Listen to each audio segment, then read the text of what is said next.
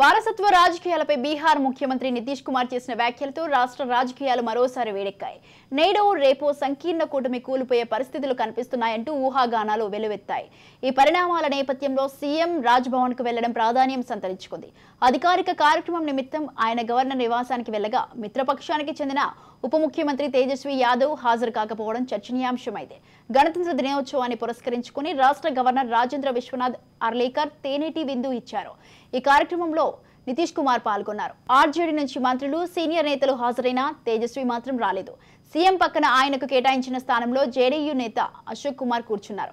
ఇక ఈ కార్యక్రమానికి హాజరైన శాసనసభ ప్రతిపక్ష నేత విజయ్ కుమార్ సిన్హా సీఎంతో కొంతసేపు ముచ్చటించారు. కార్యక్రమం అనంతరం తేజస్వి గైర్హాజరుపై నితీష్ ను మీడియా ప్రశ్నించగా అది రాని వల్లనే అడగాలి అంటూ ఆయన సమాధానం ఇవ్వడం మరింత బలాన్నిచ్చింది.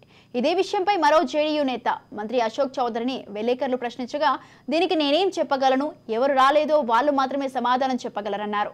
ఈ కార్యక్రమంలో పాల్గొన్న హిందుస్థానీ అవామ్ మోర్చా నేత మాజీ సీఎం జితాన్ రామ్ మాంజీ జేడీయూ ఆర్జేడీ కూటమి పేకమేడలా కోల్పోతుందని తనకు ముందు నుంచే తెలుసంటూ వ్యాఖ్యానించారు.